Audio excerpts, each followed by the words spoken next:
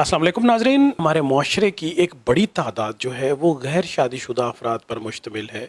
हाल ही में government of Pakistan ने भी एक दादोशुमार की फ़हरिस्त जारी की, जिसमें करीबन 25 से 30% नौजवान ऐसे हैं जो शादी के इंतज़ार में हैं।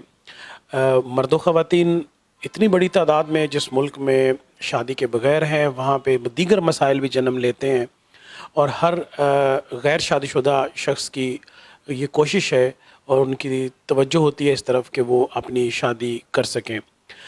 जो अहले वसाइल हैं वो भी इंतज़ार में हैं और जिनके पास वसाइल नहीं हैं वो भी इंतज़ार में है। इस माशरती मसले का हल क्या है, इसकी क्या रेमेडी है? शाह साहब आज इसके हवाले से क्या रहनुमाई करते हैं, क्या वजीफ़ा बताते हैं? चूँकि माजी में शाह साहब ने जितने भी वज़ाइफ और इसकी रेमेडीज़ बताई उसका बड़ा बेपनाह मुस्बत फ़ीडबैक हमें मिलता है। आज शाह साहब से पूछते हैं कि शाह साहब, पाकिस्तान में नौजवानों की कसीर तादाद जो है वो शादी के इंतज़ार में है, उनके वालिदैन परेशान हैं, उनके बहन भाई परेशान हैं, अहले ख़ाना परेशान है, तो उसके लिए आप क्या तजवीज़ करते हैं? बहुत शुक्रिया बुखारी साहब आपका। और इसमें कोई शक नहीं है कि गवर्नमेंट ऑफ पाकिस्तान ने भी एक तवील फहरिस्त जारी की है जिसमें नौजवान लड़के लड़कियां कवारे हैं, उनकी शादी नहीं हो रही। सबसे बेहतरीन इसका ये होता है कि सबसे पहले तो आप अपने जायचे को चेक करवाएं कि आपकी शादी किस एज में मतवक्को है।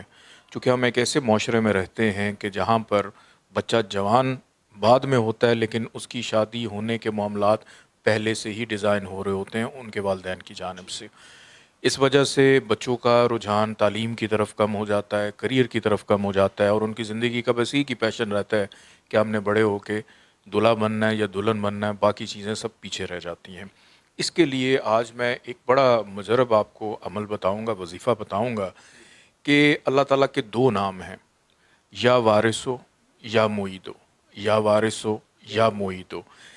अगर आप इसको 21 रोज़ पढ़ लेते हैं, 21 डेज़, बग़ैर किसी नागे के, कि इसके अंदर कोई नागा ना आए, और आप इसको 21 रोज़ मुकम्मल इसके कर लेते हैं, तो आपकी शादी होने के जो मामलात हैं अल्लाह पाक उसमें बड़ी करम नवाजी करता है कि आप अल्लाह की मदद भी मांग रहे हैं, अल्लाह से अपना वारिस भी मांग रहे हैं जिसके साथ आपने मुंसलिक होना है, जिसके निकाह में जाना है या आपके निकाह में किसी ने आना है।